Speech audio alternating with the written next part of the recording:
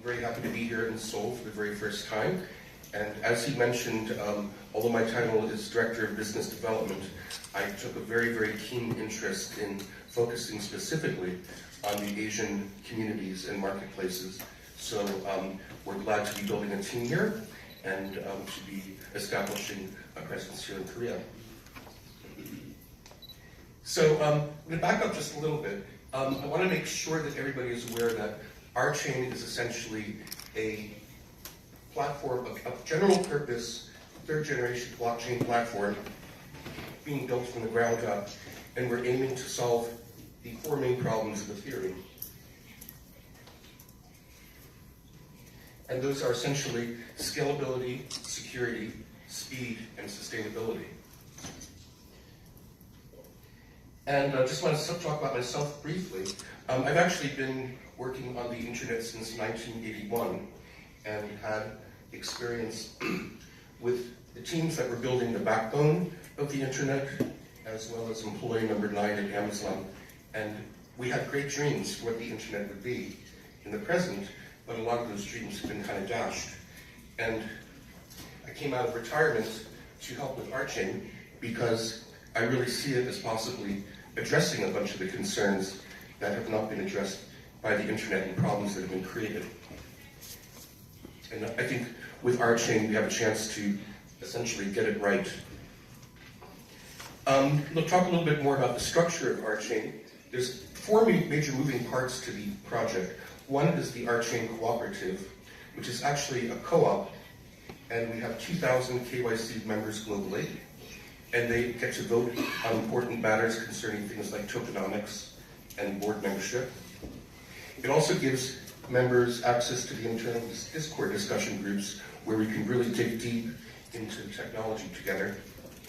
We also have a bounty system for supporting development and marketing of Rchain. And as a co-op, we're a consumer co-op, there will actually be dividends returned to co-op members for their use of the platform once we launch the mainnet. We have more than 40 developers worldwide, but we also have volunteer developers who participate in our GitHub bounty system.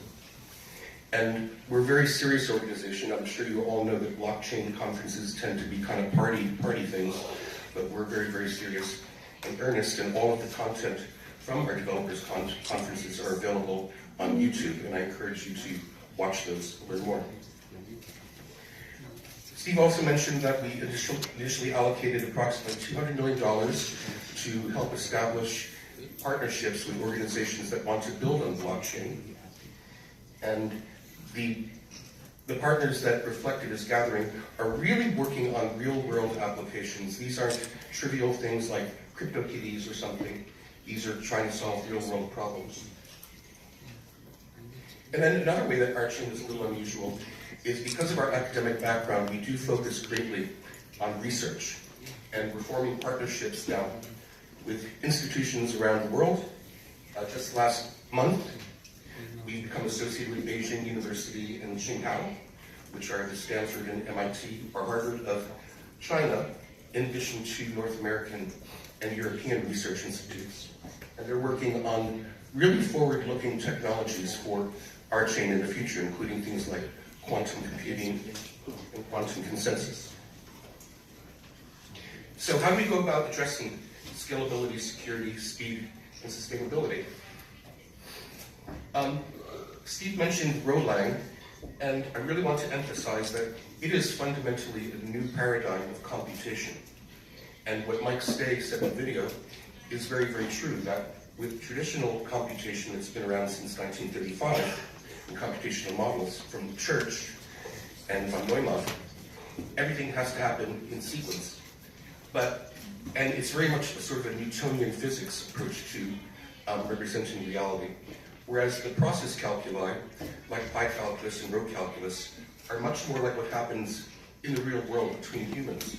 We are all individual autonomous agents passing messages to each other, and that's essentially what's happening in Rchain. And it's happening concurrently. And one analogy I like to draw is that right now in your bodies, every one of your cells has DNA that's being expressed, but the DNA is doing its work independently in every single cell.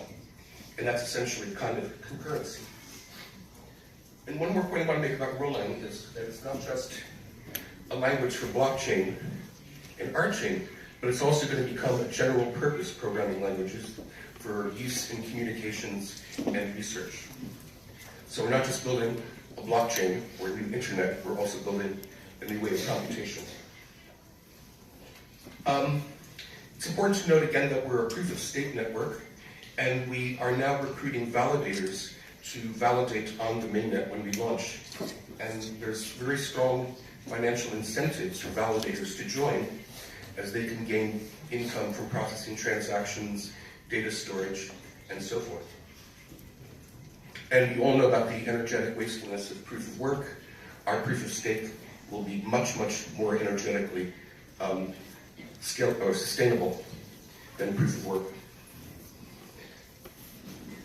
And then the other thing that we're doing is most blockchain architectures are essentially one linear thing, where everything that happens on the blockchain has to be processed sequentially, and that creates bottlenecks in terms of transactions. But what we're doing is we're branching our architecture. It's technically a cyclic graph, but I like to think of it as trees, essentially.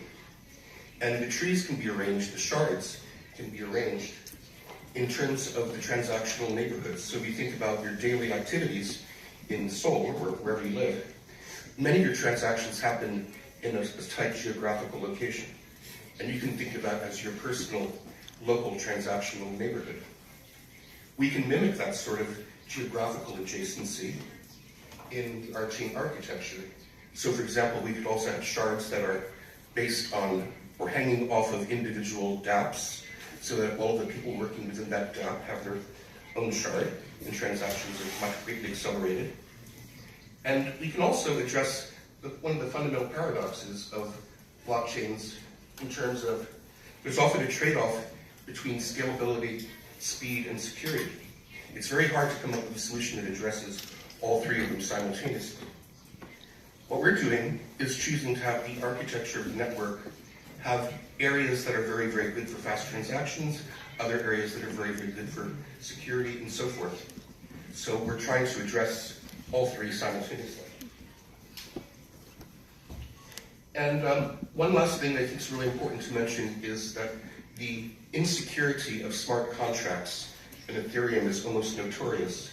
Some computer scientists recently did an analysis and found that something like 75% of all smart contracts written in Solidity have really bad security flaws in their code. And with our Rchain programming language, because it's so close to the formal mathematics that define it, we will actually be able to treat Rchain contracts as mathematical proofs, which allows much more rigor and security. So those are some of the ways that we're addressing these four main problems of Ethereum: scalability, security, speed, and sustainability. And we've already seen a timeline.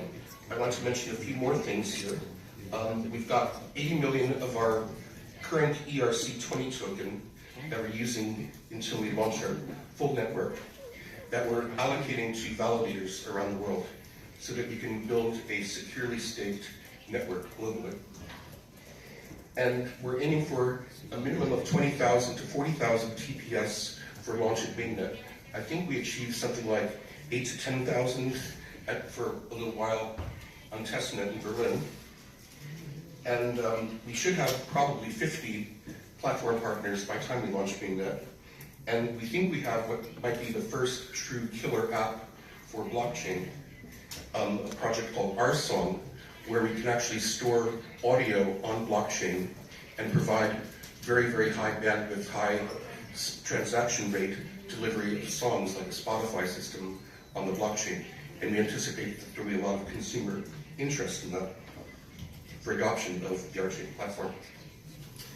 And that's it for me. And Steve, I'll let you close up.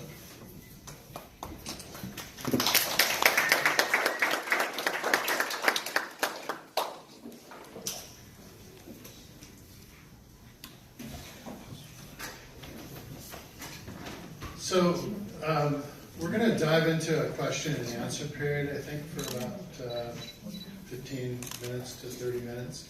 But before I do that, I wanted to tell you a couple of important key things. One is the Rchain token is RHOC, for those of you that don't know. It's an ERC20 token. We're thrilled that Cordax is going to support our token on their exchange once it goes live. And we wanted to, in conjunction with that, we wanted to offer a bonus for your time today. And so I talked to Mr. Kim, and we'd like to offer everyone that is a member of Cordax, a customer of Cordax, a $20 ROC token bounty for attending today and giving us your time and attention. So thrilled to be able to do that, and more to follow from Cordax, but we'd like to do that as well. So, and also Jonathan mentioned one other thing before we turn it over to the question and answer period. We are actively recruiting validators around the world, and so if you have an interest in staking the network, operating a node, please see me after we're finished today. Love to talk to you about it. It's important that our network be staked around the world and not any specific geographical location for security, obviously, and decentralization, that those nodes are distributed all around the world. So Korea probably is a great place to host some nodes for Rchain, and we'd love to have your support on that part of the project. So if you want to open it up to questions.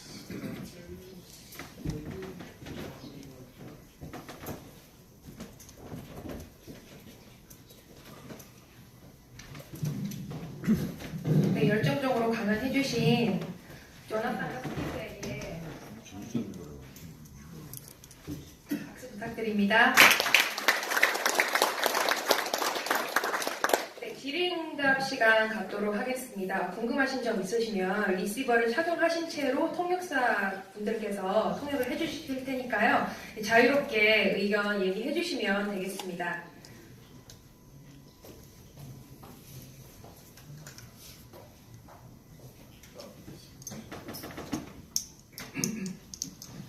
한국 업체들 같은 경우에는 지금 100만 TPS 이야기들 나온 곳이 몇 군데 있는데 네. 그런 업체들을 갖다가 봤을 때 어떻게 생각하시는지 좀 많이 궁금합니다.